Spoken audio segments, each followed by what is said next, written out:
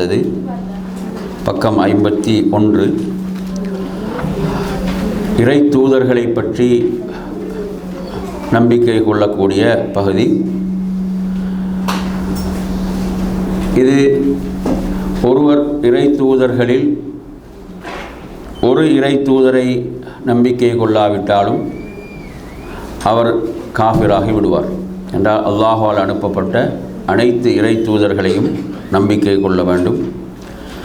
அதிலும் முஹம்மது ஸல்லல்லாஹு அலைஹி வஸல்லம் அவர்களை பொறுத்தவரையில் அவர்கள் ஒட்டுமொத்த உலகிற்கும் தூதராக அனுப்பப்பட்டார்கள். அதேபோன்று அவர்கள் இறுதி தூதராக அனுப்பப்பட்டார்கள் என்பவைகளையெல்லாம் சேர்த்து நம்பிக்கை கொள்ள வேண்டும். அதில் இப்போது நாம் அந்த தொடரில் 52வது பக்கத்திலே நீங்கள் பார்க்கலாம். ஃபஜஅலஹு ஆஹிரல் முர்சலீன பஷீரன் வ நதீரா. அல்லாஹு தஆலா இந்த இறுதி தூதருடைய தூதுத்துவத்தை அல்லாஹ் எப்படி ஆக்கினான் என்றால், அவர்கள் நன்மாராயம் கூறக்கூடியவர்களாகவும் எச்சரிப்பவர்களாகவும் அல்லாஹ் அவர்களை அனுப்பினான். இதில் நீங்கள் பார்க்கலாம், அதனுடைய விளக்கத்தில் பஷீரன் லி அஹ்லில் ஹைர், அதாவது நன்மை செய்வோருக்கு நன்மாராயம் கூறக்கூடியவர்களாக, வ நதீரன் லி அஹ்லி ஷர், தீமை செய்வோருக்கு எச்சரிப்பவர்களாக அவர்கள் இறுதி தூதர் அனுப்பப்பட்டார்கள். வஜாஇயன் இலல்லாஹி பிஇذனிஹி வ சிராஜம் முனீரா, அல்லாஹுடைய அனுமதியோடு அல்லாஹுவின் பால் அழைப்பவராக, அதேபோன்று அவர்கள் ஒரு ஒளி விளக்காக அல்லாஹ் அவர்களை அனுப்பினான். அப்போ இங்கு சிராஜன் என்பதை நீங்கள் பார்க்கலாம். அதாவது அல்லாஹு தஆலா அவர் மூலமாக இருள்களிலிருந்து ஒளியின் பால் மக்களை வெளியேற்றக்கூடியவராக அவர்கள் திகழ்ந்தார்கள். முனீரன் என்று சொல்லுகின்ற போது, அதாவது ஈமான், ஹிதாயத், வஹி என்ற பிரகாசத்தின் மூலமாக அவர்களை என்ன செய்தார்கள், நல்வழிப்படுத்தினார்கள் என்பதை இங்கு விளக்கத்திலே குறிப்பிடுகின்றார்கள். வ அன்ஸல அலைஹி கிதாபஹுல் ஹக்கீம், அதே போன்று ஞானமிக்க வேதத்தை அல்லாஹ் அவருக்கு அருளினான். எனவே வேதங்கள் தொடர்பான அந்த நம்பிக்கை, வேதங்கள் தொடர்பான நம்பிக்கையையும் இங்கு அவர்கள் குறிப்பிடுகின்றார்கள். எனவே அல்லாஹ்வின் தூதர் ஸல்லல்லாஹு அலைஹி வஸல்லம் அவர்களுக்கு இறுதி வேதமாக திருக்குர்ஆன் அருளப்பெற்றது. அதற்கு முன்னரும் பல வேதங்கள் அருளப்பெற்றன. அந்த வேதங்களை எல்லாம் நாம் நம்பிக்கை கொள்ள வேண்டும். அதில் ஒன்றை நிராகரித்தாலும் அவன் காஃபிராகி விடுவான். ஏன்னா அல்லாஹ்வுடைய வார்த்தைகள், அல்லாஹ்வுடைய கலாம். எனவே இதில் இந்த விளக்கத்தில் நாம் பார்க்கின்ற போது பார்க்கலாம், 4வது குறிப்பை நீங்கள் பாருங்கள். அதாவது அல்லதி ஹுவ அஅஸமுல் குதுப், வேதங்களிலே மகத்தானதாக திருக்குர்ஆன் திகழ்ந்து கொண்டிருக்கிறது. அதேபோன்று அதற்கு முன்னர் அருளப்பெற்ற வேதங்களுக்கு பாதுகாப்பாக திருக்குர்ஆன் இருக்கிறது. அந்த திருக்குர்ஆனுக்கு முன்னாலோ பின்னாலோ அசத்தியம் என்பது வரமாட்டாது. அது ஞானமிக்க புகழுக்குரிய அல்லாஹ்விடமிருந்து அருளப்பெற்றது. அது கியாமத்துடைய அந்த நாள், அதற்கு முன்னர் வரை அது நிலைத்திருக்கக்கூடியது. அப்போது அந்த கியாமத்துக்கு முன்னர் தான் அது உயர்த்தப்படும் என்பதையும் இங்கு குறிப்பிடுகின்றார்கள். இதெல்லாம் இதனுடைய நம்பிக்கையோடு சார்ந்த விடயங்கள். சரி, அதே போன்று அடுத்து பாருங்கள், வஷரஹ பிஹி தீனஹுல் கவீம் வஹதா பிஹி அஸ்ஸிராத்தல் முஸ்தகீம். எனவே அந்த வேதத்தை கொண்டு, அந்த வேதத்தின் மூலம் இந்த நிலையான உறுதிமிக்க மார்க்கத்தை அவன் என்ன செய்கிறான், அவன் தெளிவுபடுத்துகிறான் என்ற இதில் 5வது குறிப்பிலே நீங்கள் பார்க்கலாம்.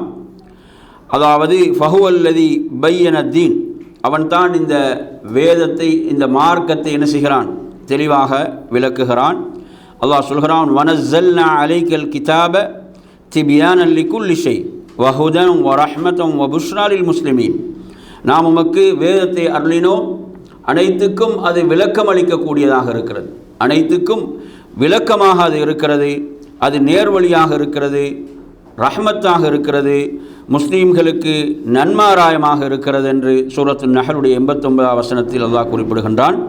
அதை இந்த அடிக்குறிப்பில் நீங்கள் பார்க்கலாம்.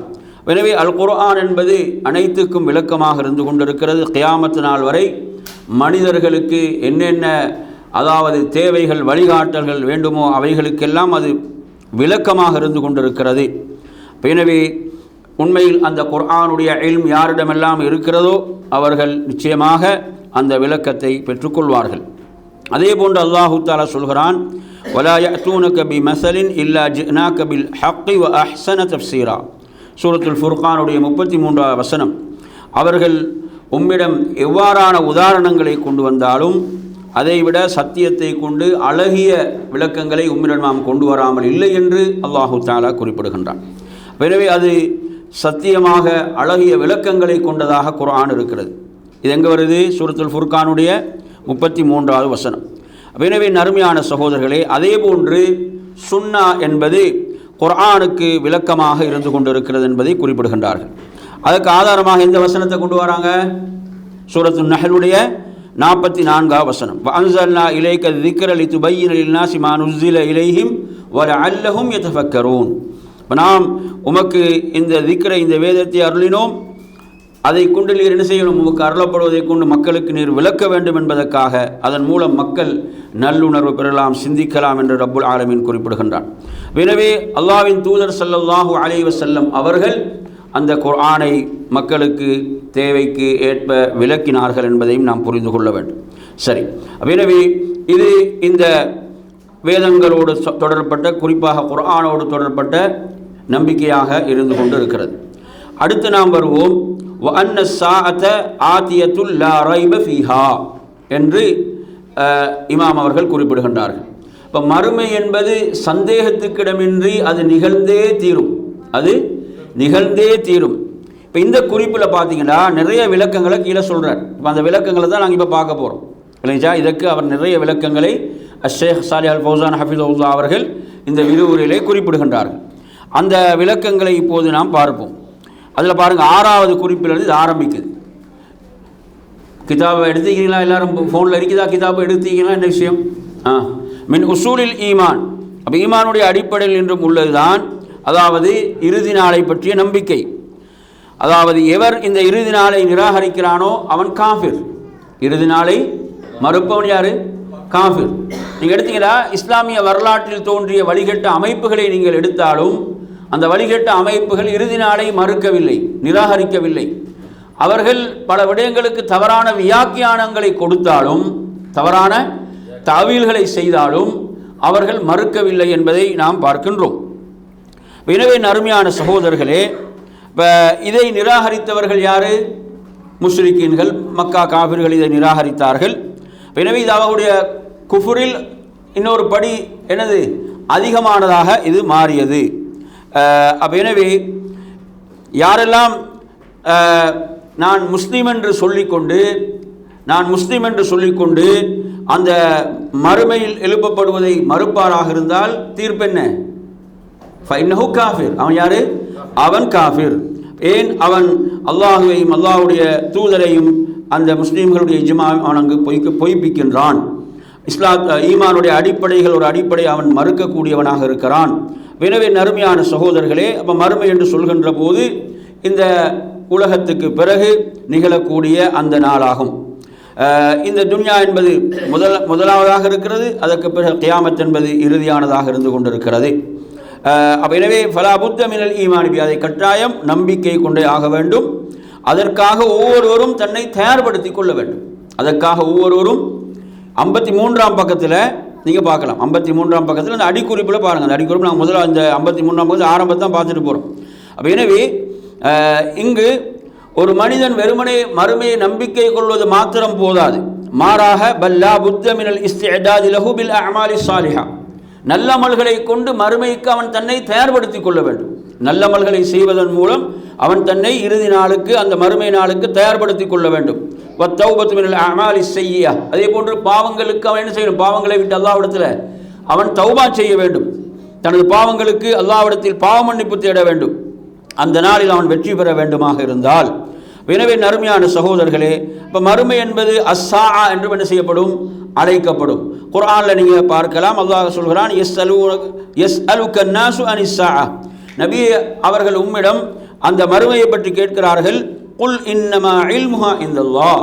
நபியை நீங்கள் சொல்லுங்கள், அந்த இல்ம் யாரிடம் இருக்கிறது? அல்லாஹ்விடம் தான் அது அந்த இல்ம் இருக்கிறது. சூரத்துல் அஹ்ஸாபுடைய 63வது வசனம். எனவே நறுமையான சகோதரர்களே, இங்கே அஸ்ஸா, இந்த சா என்பதன் மூலம் நாடப்படுவது என்ன? இந்த உலகம் முடிவுற்று மறுமை என்பது ஆரம்பிப்பதாகும். அதே போன்று பாருங்கள், வசனத்தை கொடுக்குறாங்க. சூரத்து நஹலுடைய 74வது வசனம்.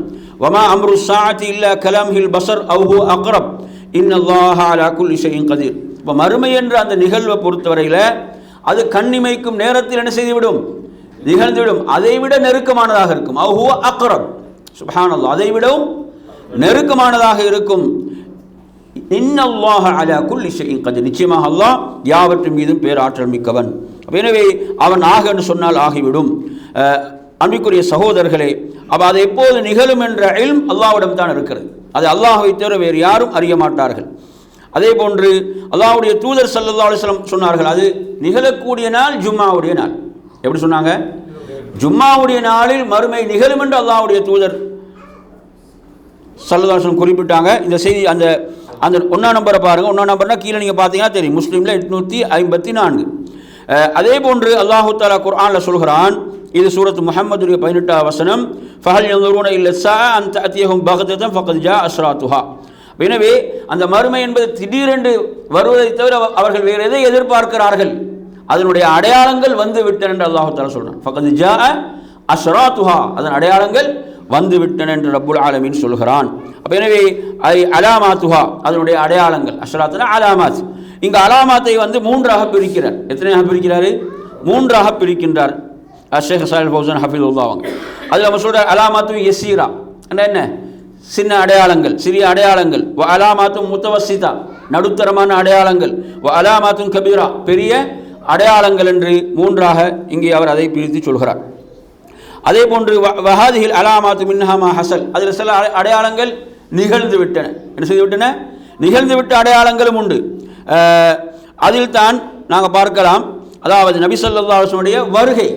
அல்லாஹ்வுடைய தூதர் எப்படி சொல்கிறாங்க? இந்த ஹதீஸ் எங்கே வருது? புகாரியில் வருது. கீழே பாருங்கள், 4936 வரக்கூடிய செய்தி. அல்லாஹ்வுடைய தூதர் சொல்கிறார்கள், புயிஸ்து வஸ்ஸா கஹாத்தைன், புயிஸ்து வஸ்ஸா கஹாத்தைன் வ அஷார பி இஸ்பஹி அஸ்ஸபா வல் உஸ்தா. பி இஸ்பஹி என்ற 2 அந்த விரல்கள், 2 விரல்களை ரசூலுல்லாஹ் இவ்வாறு சைகை செய்து நானும் மறுமையும் இவ்வாறு அனுப்பப்பட்டிருக்கிறோம் என்று அல்லாஹ்வுடைய தூதர் சொல்கிறாங்க. எனவே இறுதி தூதருடைய வருகை என்பதே அது எதற்கான அடையாளம்? மறுமைக்கான அடையாளம் என்பதை நாம் புரிந்து கொள்ள வேண்டும். எனவே நறுமையான சகோதரர்களே, அதே போன்று நடுத்தரமான அடையாளங்கள், அதில் நிகழ்ந்து விட்டவைகள் ஒன்று. அதே போன்று இன்னும் எஞ்சிருக்கக்கூடிய பெரிய அடையாளங்கள். அந்த பெரிய அடையாளங்களை பொறுத்தவரையில் அவைகள் நிகழ ஆரம்பித்து விட்டால் தொடர்ந்து என்ன செய்துவிடும்? நிகழ்ந்துவிடும். புரியுது அவன் சொல்கிறது? இப்போ ஒரு மாலை எடுத்தீங்கன்னா அதில் ஒரு மணியை கழட்டினா எப்படி அவைகள் எல்லாம் விழுந்து விடும் என்று சொல்ல அப்படி சொல்கிறாங்க. அந்த மாதிரி தொடர்ச்சியாக ஒவ்வொன்றாக என்ன செய்துவிடும்? தொடர்ச்சியாக நிகழ்ந்துவிடும். எனவே அதில் குறிப்பிடும் போது பாருங்கள், அதாவது ஹுரூஜ் ஷம்ஸி மின் மக்ரிபிஹா என்று குறிப்பிடுறாங்க. அதில் அந்த நம்பரை பார்த்தீங்கன்னா கீழே அந்த ஹதீஸ் கொடுக்கப்பட்டிருக்குது. எங்கே அந்த ஹதீஸ் வருது என்பது கொடுக்கப்பட்டிருக்குது. அதாவது சூரியன் மேற்கில் உதித்தல். அதே போன்று ஹுரூஜு தாப்பா, அதாவது அந்த அதிசயமான பிராணி என்பது வெளிப்படுதல். அதை பொறுத்தவரையில் அதனுடைய சில விஷயங்களையும் அதில் குறிப்பிடுகின்றார்கள். அது என்ன செய்யும்? மக்களுடைய நெற்றியில் காஃபிர் மூமின் என்று எழுதக்கூடியதாக இருக்கும். அதே போன்று அது என்ன செய்யும்? காஃபிர்களுடைய மூக்கில் ஒரு அடையாளத்தை இடும், முஸ்லீம்களுடைய முகத்தில் பிரகாசத்தை ஏற்படுத்தும் என்று வரக்கூடிய செய்திகள் ஹதீஸ்கள் இருக்கிறது. அதே போன்று அது என்ன செய்யும்? மக்களோடு பேசும். ஏன்னா குர்ஆன் அல்லாஹு தஆலா சொல்லும்போது அப்படித்தான் சொல்கிறான். அது துகல்லிமுஹும் என்று அல்லாஹு தஆலா சொல்கிறான். யா காஃபிர் யா முஸ்லீம் என்றெல்லாம் அழைக்கும் என்ற விடயங்கள். எனவே பெரிய அடையாளங்கள் எடுத்தீங்கன்னா, பெரிய அடையாளங்களில் குர்ஆனில் கூறப்பட்ட அடையாளங்களில் இந்த அதிசய பிராணி சம்பந்தமான விஷயம் சூரத்து நம்ல குறிப்பிடப்படுவதை நீங்கள் பார்க்கலாம். அடுத்து நீங்கள் பாருங்கள், அதில் சொல்கிறார், அதாவது ஹுரூஜ் யஜூஜ் மஜூஜ், அந்த யஜூஜ் மஜூஜ் வெளிப்படுதல், அது தொடர்பான ஹதீஸ் கீழே கொடுத்தீங்க பாருங்கள், முஸ்லீமில் வரக்கூடிய செய்தி. அந்த யஜூஜ் மஜூஜை பொறுத்தவரையில் அவர்கள் ஆதம் அலைஹிஸ்ஸலாத்துடைய மக்களில் நின்றும் உள்ள ஒரு கூட்டத்தினர், ஆதம் அலைஹிஸ்ஸலாத்துடைய பிள்ளைகள் நின்றும் உள்ள ஒரு கூட்டத்தினர். அவர்கள் பேசுவது என்ன செய்யல, அந்த மக்கள் சொல்லும் போது, துல்கர்னைனிடம் சொல்லும் போது அவர்கள் பேசுவது நமக்கு என்ன செய்யவில்லை, விளங்கவில்லை. அவர்கள் பூமியில குழப்பத்தை ஏற்படுத்தி கொண்டிருக்கிறார்கள். எனவே துல்கர்னைன் என்ன செய்கிறார், ஒரு பெரிய ஒரு பயணத்தை மேற்கொள்கிறார். உலகத்தை சுற்றி வருகின்ற அந்த பயணம், அதில் அந்த மக்கள் சொல்கிறார்கள், அவர்கள் மிக பெரும் குழப்பத்தை விளைவித்துக் கொண்டிருக்கிறார்கள், எனவே ஒரு தடுப்பு சுவரை ஏற்படுத்துங்கள் என்று அவரிடம் கேட்டபோது அவர் ஒரு தடுப்பு சுவரை என்ன செய்கிறார், அவர் ஏற்படுத்துகிறார். அவருக்கு அல்லாஹ் வழங்கிய அந்த ஆட்சி அதிகாரத்தின் மூலம் அந்த மக்கள் அவருக்கு அதற்கு உதவி செய்தார்கள். எனவே அதை அமைத்து விட்டு அவர்கள் சொன்னார்கள், இதை அவர்கள் துளை போடக்கூட முடியாது, சக்தி பெற மாட்டார்கள் என்று சொல்லிவிட்டு எனவே அவ்வாறான ஒரு தடுப்பு சுவரை அவர்கள் ஏற்படுத்துகிறார்கள். பிறகு சொல்கிறார்கள், அதாவது அல்லாஹுடைய அனுமதியோடு அதை அவர்கள் செய்வாங்க, அது தூள் தூளாக்கப்படும். அப்போது அவர்கள் வெளியேறுவார்கள். அப்போது நிகழக்கூடாதவைகள் நிகழும். இதை அல்லாஹ் அவங்க சொல்லிட்டு இதை செய்துவிட்டு அவங்க சொன்ன விஷயம் என்ன, கால ஹாதா ரஹ்மத்தும் மிர் ரப்பி என்று தான் சொன்னார்கள். அவங்க எப்படி சொன்னாங்க, இதான் ஒரு மூமினுடைய பண்பு. அவ்வளோ பெரிய ஒரு வேலையை செய்துவிட்டு இது எனது ஆற்றல், எனது வலிமை, எனது ஆட்சி, எனது அதிகாரம் என்று சொன்னார்களா, இது எனது ரப்புடைய ரஹ்மத்தில் என்றும் உள்ளது என்று சொல்லிவிட்டு அவர்கள் சொல்கிறார்கள், அல்லாஹுடைய வாக்குறுதி, எனது ரப்புடைய வாக்குறுதி வந்துவிட்டால், எனது ரப்புடைய வாக்குறுதி வந்துவிட்டால் அது தூள் தூளாகிவிடும். எனது ரப்புடைய வாக்குறுதி என்பது உறுதியானது, உண்மையானது. அதன் பிறகு அவர்கள் கடல் அலைகளை போன்று என்ன செய்வார்கள், அவர்கள் வருவார்கள், விடப்படுவாங்க என்று சூரத்துல் கஹஃப்ல வரக்கூடிய வசனங்கள் இங்கு கூறப்படுகிறது. எனவே இது கியாமத்துடைய பெரிய அடையாளங்களில் இருக்கக்கூடிய அடையாளங்கள். அதுக்கு பிறகு அவர்கள் என்ன செய்வார்கள், அல்லாஹ் அவர்களை அழிப்பான், அவர்களுடைய ஷர்ரிலிருந்து அல்லாஹ் முஸ்லீம்களை பாதுகாப்பான் என்பதெல்லாம் ஹதீஸில் வரக்கூடிய செய்திகள். அடுத்து நறுமையான சகோதரர்களே, அடுத்து பாருங்க சொல்றார், அதாவது பெரும் அடையாளங்களில் மஹதி உடைய வெளிப்படுதல், மஹதி அலைஹிஸ்ஸலாமுடைய அந்த வெளிப்படுதலையும் குறிப்பிடுகின்றார்கள். அவர் ஹசன் ரலியல்லாஹுடைய அந்த பரம்பரையில் அவர்கள் வருவார்கள். மக்கள் பிளவுபட்டு கொண்டிருக்கின்ற போது அவர்கள் என்ன செய்வாங்க, அவர்களுக்கு பையத் செய்வார்கள் என்பதை பார்க்கலாம். அவர்கள் ஒரு சிறந்த மனிதராக இருப்பார்கள். பூமியில் எப்படி அநியாயங்கள் நிரம்பி இருந்ததோ அதற்கு பிறகு பூமியில் அதில் என்ன நீதியால் இந்த பூமி நிரம்பும், அப்படி ஒரு ஆட்சி அவர் செய்வார். அல்லாஹ்வுடைய பாதையில் அவர் ஜிஹாத் செய்வார். இவ்வாறான சூழலில் தான் தஜ்ஜால் இறங்குவான். யார் இறங்குவான்? தஜ்ஜால் இறங்குவான். அவனது குழப்பம் என்பது ஃபித்னத்துல் குப்ரா, மிக பெரும் ஒரு ஃபித்னாவாக இருக்கும். எனவே அவனை தீர்த்து கற்பதற்காக அதற்கு பிறகு யார் இறங்குவாங்க? ஈசா அலைஹிஸ்ஸலாம் அவர்கள் இறங்குவார்கள். அவர்கள் தஜ்ஜாலை கொள்வார்கள். எனவே அதன் பிறகு அவனுடைய ஷர்ரிலிருந்து முஸ்லீம்கள் நிம்மதி பெறுவார்கள். எனவே அதன் பிறகு அந்த யஜூஜ் மௌஜூஜ் வெளிப்படுவார்கள். யார் வெளிப்படுவார்கள்? யஜூஜ் மௌஜூஜ் வெளிப்படுவார்கள். இதுவும் பெரும் அடையாளங்கள் இன்னும் உள்ளதாக இருக்கிறது. அதன் பிறகு நறுமையான சகோதரர்களே, அல்லாஹு தஆலா மூமின்களுடைய உயிரை கைப்பற்றுவான், மூமின்களுடைய ரூஹை அல்லாஹ் கைப்பற்றுவான். இந்த பூமியிலே மோசமானவர்களை தவிர வேறு யாரும் இருக்க மாட்டார்கள். அதாவது லா இலாஹ இல்லல்லாஹ்னு சொல்லக்கூடிய யாரும் இந்த பூமியிலே இல்லாத அந்த நிலையில்தான் கியாமத் என்பது நிகழும். கியாமத் என்பது நிகழும். அல்லாஹ் அந்த நிலையிலிருந்து மனதை பாதுகாப்பானாக அந்த மோசமான நிலைகளிலிருந்து. இதில் அல்லாஹ்வுடைய தூதர் சொல்லக்கூடிய செய்தியை பாருங்க, மின் ஷிராரின் நாஸ் மன் துத்ரிகுஹுமுஸ் ஸாஅ வஹும் அஹ்யா. அதாவது மோசமான மனிதர்கள் உயிரோடு இருக்கும் போதுதான் மறுமை என்பது நிகழும் என்று அல்லாஹ்வுடைய தூதர் குறிப்பிடக்கூடிய ஹதீஸையும் நீங்கள் இதிலே பார்க்கலாம். இது புகாரில் வரக்கூடிய செய்தி. எனவே இவைகளெல்லாம் இந்த கியாமத்துக்கு முன் நிகழக்கூடிய அடையாளங்களை பற்றி ஒரு சுருக்கமான விளக்கம், இதெல்லாம் என்ன, ஒரு சுருக்கமான விளக்கத்தை இங்கு அவர்கள் குறிப்பிடுகின்றார்கள். அதே போன்ற நறுமை சகோதரர்களே, மறுமையை நோக்கி மக்களை விரட்டக்கூடியது ஒரு நெருப்பு தான். எது விரட்டும்? மக்களை ஒரு நெருப்புத்தான் விரட்டும் என்பதை பார்க்கின்றோம். அந்த நெருப்பு எப்படிப்பட்டதாக இருக்கும் என்றால், அதாவது பாருங்க, தபீத்து மஅஹும் ஹைசு பாத்து, மக்கள் இரவை கழித்துக் கொண்டிருக்கும் போது அந்த நெருப்பு அவர்களோடு இருக்கும். பாலில் அந்த நெருப்பு அவர்களோடு இருக்கும். அந்த நெருப்பு அவர்களை விடாது. சுப்ஹானல்லாஹ், அந்த நெருப்பு அவர்களை விடாது, விரட்டி கொண்டே இருக்கும். சுப்ஹானல்லாஹ். அருமையான சகோதரர்களே, எனவே அந்த நெருப்பு அவர்களை மஹ்ஷரிலே ஒன்று சேர்க்கும். அது அதிலிருந்து, அதில் என்ற அந்த யமனில் உள்ள அதில் என்ற பகுதியிலிருந்து அது வெளிப்படும், புறப்படும் என்பதை ஹதீஸ்களில் பார்க்கின்றோம். எனவே இது அல்லாஹ்வுடைய தூதர் அந்த மறுமையுடைய அந்த அடையாளங்களில் இறுதியாக நிகழக்கூடிய அடையாளமாக இதை குறிப்பிட்டார்கள். இந்த பெரும் அடையாளங்களில் சிலவைகள் குர்ஆனிலும் கூறப்பட்டு இருக்கின்றன. அதே போன்ற நறுமையான சகோதரர்களே, மறுமை எப்போது நிகழும் என்பதை அல்லாஹ்வை தவிர வேறு யாரும் அறிய மாட்டார்கள். என்று சில பொய்யர்கள் அதற்கு நாள் குறித்தாலும், அந்த தஜாஜிலாக்கள் அதற்கு நாட்களை குறித்தாலும் அதெல்லாம் பொய்கள், வெறும் கற்பனைகள்.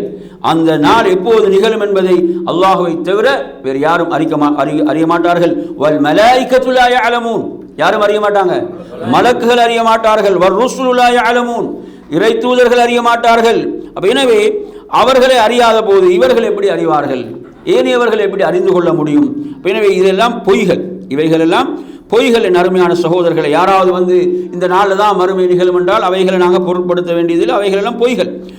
எனவே அல்லாஹ்வுடைய தூதரிடம் ஒரு மனிதர் வந்து கேட்கிறார், மத்தஸ்ஸா, மறுமை எப்போது நிகழும் என்று கேட்கிறார். கேட்கும்போது அல்லாஹ்வுடைய தூதர் திருப்பி கேட்டது, அதற்காக நீ என்ன தயாரித்து இருக்கிறாய்? அப்ப இங்கு மிக முக்கியமானது எப்போது நிகழும் அந்த நாள் அல்ல, ஒவ்வொருவரும் அதற்காக தன்னை என்ன செய்ய வேண்டியிருக்கிறது? தன்னை தயார்படுத்திக் கொள்ள வேண்டியிருக்கிறது. அதுதான் இங்கு ஒவ்வொருடமிருந்து வேண்டப்படக்கூடிய விஷயம். இதைத்தான் இறை தூதர்கள் போதித்தார்கள். மறுமைக்காக உங்களை நீங்கள் தயார்படுத்திக் கொள்ளுங்கள். இங்கு முக்கியம் அது எப்போது நிகழும் என்பதல்ல, அதற்காக ஒவ்வொருவரும் தன்னை தயார்படுத்திக் கொள்ளுங்கள். உண்மையில் அது எப்போது நிகழும் என்பதை அறிந்து கொள்வதில் ஏதாவது நன்மை இருந்தால் நிச்சயமாக அல்லாஹ் என்ன செய்திருப்பான்? அதை அறிவித்திருப்பான். அதில் ஏதாவது நன்மை இருந்தால். இங்கு அதில் எந்த நன்மை இல்லை. நன்மை எதில் இருக்கிறது? ஒவ்வொருவரும் அந்த நாளுக்காக தன்னை என்ன செய்ய வேண்டும்? தயார்படுத்திக் கொள்ள வேண்டும். எனவே அருமையான சகோதரர்களே, அந்த அடிப்படையில் இங்கு நீங்கள் பார்க்கலாம், அதாவது அல்லாஹுடைய தூதர் ஸல்லல்லாஹு அலைஹி வஸல்லம் அவர்களிடம் காஃபிர்கள் கேட்கிறார்கள். காஃபிர்கள் பல தடவைகள் மறுமையை நிராகரிக்கக்கூடிய காஃபிர்கள் எப்போது நிகழும் என்று தான் கேட்டுக்கொண்டிருந்தார்கள். அந்த நாளை நம்பிக்கை கொள்ளவில்லை, அதற்கு தங்களை தயார்படுத்திக் கொள்ளவில்லை. அல்லாஹ் சொல்கிறான், எப்படி? குல் இன்னமா இல்முஹா இந்த ரப்பி, மறுமை எப்போது நிகழும் என்று கேட்கிறார் நபியை நீங்கள் சொல்லுங்கள், எனது ரப்பிடம் தான் அந்த இல்மு இருக்கிறது, எப்போது நிகழும் என்ற அந்த ஞானம் இருக்கிறது, அதை அவன் தான் அந்த உரிய நேரத்திலே வெளிப்படுத்துவான் என்பதை சூரத்துல் ஆராஃபுடைய 187 வசனத்திலே நீங்கள் பார்க்கலாம். எனவே இங்கு தூதர்களுடைய, இறை தூதர்களுடைய பணி என்னது? அது எப்போது நிகழும் என்று நாள் குறிப்பதல்ல, மாறாக அவர்கள் தௌஹீதின் பால் மக்களை அழைத்தார்கள், அல்லாஹுவை வணங்குவதின் பால் மக்களை அழைத்தார்கள், நல்ல அமல்களின் பால் மக்களை அழைத்தார்கள். அவர்களை, அந்த மக்களை சிறுக்கை விட்டு இறை தூதர்கள் தடுத்தார்கள், குஃப்ரை விட்டு தடுத்தார்கள், பாவங்களை விட்டு தடுத்தார்கள். இதுதான் தூதர்களுடைய பணியாக இருந்தது. அல்லாஹு தஆலா மற்றும் ஒரு வசனத்திலே சொல்கிறான், எஸ் அலுக்கன்னாசு அனிஸ்ஸா, மக்கள் உங்களிடம் மறுமையை பற்றி கேட்கிறார்கள், குல் இன்னமா இல்முஹா இந்தல்லாஹ், அந்த இல்ம் யாரிடம் இருக்கிறது? அல்லாஹ்விடமே இருக்கிறது என்று சொல்லிவிட்டு, வமா யுத்ரீக லஅல்ல ஸாஅத தகூனு கரீபா, மறுமை நெருங்கி விட்டது என்பதை நீங்கள் எவ்வாறு அறிவீர்கள் என்று அல்லாஹு தஆலா சொல்வதிலிருந்து அது நெருங்கி விட்டது என்பதுதான். எனவே நறுமையான சகோதரர்களே, இப்போ இங்கு அடுத்ததாக பாருங்க, மூன்றாவது, அதாவது 63வது அந்த அந்த அஹ்ஸாபுடைய 63வது வசனம் அடுத்து என்ன சொல்றாருண்டா, அதாவது வகியாமு ஸாஅத்தில் குப்ரா யஹ்ஸுல் நாஸ் ஜமீஅன், அந்த பெரிய மறுமை என்பது அனைவரும் சந்தித்தே ஆக வேண்டும், அனைவருக்கும் நிகழக்கூடியது. ஆனால் ஒவ்வொரு தனி மனிதனுக்கும் மறுமை என்பது எப்படி நிகழ்கிறது? ஒவ்வொரு தனி மனிதனுக்கும் எப்படி சொல்றாரு பாருங்க, அதாவது வாம்மா பின் நிஸ்பத்தில் அஃபராத் ஃபகுல்லு மம் மாத ஃபகத் கியாமத் கியாமத்து, ஒருத்தர் மரணித்து விட்டாலே அவருக்கு கியாமத் என்பது நிகழ்ந்து விட்டது, அவருடைய கியாமத் என்பது என்ன செய்து விட்டது? நிகழ்ந்து விட்டது, ஆரம்பித்து விட்டது. எனவே அவரது மறுமை என்பது நிகழ்ந்து விட்டது என்பதை புரிந்து கொள்ள வேண்டும். ஹதீஸ்களை நாங்கள் அதை பார்க்கிறோம். எனவே அவர் உலகத்திலே இருந்த அவரது வாழ்க்கை முடிந்து விட்டால் அவரது உலக வாழ்வு முடிந்து விட்டது. அவர் பர்ஸகுடைய வாழ்க்கைக்குள் நுழைந்து விட்டார். அது துனியாவுக்கும் ஆஹ்ராவுக்கும் மத்தியில் உள்ள ஒரு வாழ்க்கையாக அந்த வாழ்க்கை இருந்து கொண்டிருக்கிறது. எனவே நறுமையான சகோதரர்களே, அந்த அடிப்படையில் அதன் பிறகு அந்த கியாமத் நிகழ்ந்த பிறகுள்ள விடயங்களை பொறுத்தவரையில், அதாவது சுவர்க்கம், நரகம், அதே போன்று விசாரணை, தண்டனை, அதே போன்று என்ன செய்து தராசுகள், அவர்களுடைய ஏடுகள் என்ன செய்யப்படுது? வழங்கப்படுதல் என்ற, அவங்களோட நல்லவர்களாக இருந்த வலக்கரத்திலும் தீவர்கள இடக்கரத்தில் வழங்கப்படுவதெல்லாம் நாங்கள் என்ன செய்ய வேண்டிய விஷயங்கள்? மறுமையோடு தொடர்பட்ட நம்பிக்கை கொள்ள வேண்டிய விஷயங்கள். புரியுது அவங்க சொல்றது? வஹாதா குல்லுஹு மின் உமூரில் கியாமா. அப்போ இதெல்லாம் என்ன? அந்த கியாமத் மறுமையுடைய நிகழ்வுகள் என்றும் உள்ளவைகள். அதே போன்று சிராத் என்ற அந்த பாலம், அது என்ன செய்யப்படும்? நரகத்துக்கு மேல் அந்த பாலம் என்ன செய்யப்படும்? போடப்படும். அதன் மீது என்ன செய்வார்கள்? மக்கள் அதை கடந்துதான் ஆக வேண்டும், கடந்து தான் செல்ல வேண்டும். அப்போ இவற்றையெல்லாம் நாம் நம்பிக்கை கொள்வது என்ன? வாஜிப் இல்லையா? கட்டாயம். மறுமையுடைய நிகழ்வுகளாக குர்ஆனும் சுன்னாவும் நமக்கு எவைகளை கற்றுத்தந்தனவோ அவற்றை நாம் நம்பிக்கை கொள்வது வாஜிபாக கட்டாயமாக இருக்கிறது. அவைகள் விஷயத்தில் நாங்கள் எந்த ஒரு சந்தேகத்தையும் என்ன செய்யக்கூடாது, ஏற்படுத்தி கொள்ளக்கூடாது. எனவே இந்த மறுமையில் நாளை நிராகரித்தவர்கள், மறுமையில் எழுப்பப்படுவதை நிராகரித்தவர்கள் யார் தான்? அவர்கள் காஃபிர்கள், முஷ்ரிக்குகள். ஏன்? அவர்கள் அல்லாஹுடைய அந்த வல்லமையை சரியாக புரிந்து கொள்ளவில்லை, அல்லாஹுடைய பேராற்றலை அவர்கள் சரியாக புரிந்து கொள்ளவில்லை. அவர்கள் அதை மனிதர்களுடைய சக்தியோடு ஒப்பிட்டார்கள். அல்லாஹுடைய சக்தியை எப்படி பார்க்குறாங்க? ஏதோ மனித சக்தி மாதிரி அவர்கள் பார்க்கின்றார்கள். எப்படி இந்த மனிதன் மரணித்து அவன் அடக்கப்பட்ட பிறகு, மண்ணோடு மண்ணாக உக்கி போன பிறகு அவன் எப்படி எழுப்பப்படலாம், அவன் எப்படி எழுப்பப்பட முடியும் என்று அற்பமான அவனது சிந்தனையின் மூலம் இப்படி அவர்கள் சிந்தித்த காரணத்தால் இதை மறுத்தார்கள். அல்லாஹ் இதற்கு குர்ஆனிலே பல பதில்களை சொல்கிறான். குர்ஆனில் பாருங்கள், சூரத்து சாஃபாத் 16வது வசனம். அவர்கள் கேட்கிறார்கள், நாம் மரணித்து மண்ணோடு மண்ணாகி விட்டால் நாம் மறுபடியும் எழுப்பப்படுவோமா என்று கேட்கிறார்கள்.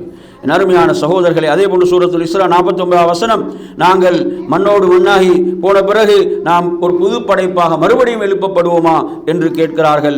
இவைகளுக்கெல்லாம் பதில் ஆரம்பத்தில் படைத்த ரப்புல் ஆலமீன் அவர்களை மறுபடியும் அவர்களை எழுப்புவான், படைப்பான் என்பதுதான். குர்ஆன் இதற்கு நிறைய ஆதாரங்களை வழங்கி கொண்டிருக்கிறது. அந்த ஆதாரங்களை பாருங்க. அந்த வசனங்களில் சூரத்து ஃபுஸ்ஸிலத்துடைய 39வது வசனம், இந்த பூமி வறண்டு போன பிறகு அல்லாஹ்வுடைய அத்தாட்சி என்று முழுதாக அல்லாஹு தஆலா சொல்கிறான். என்ன செய்கிறது? மழை பொழிகிறது. அந்த மழையின் மூலம் என்ன செய்கிறது? அந்த பூமி பசுமையாக மாறுகிறது.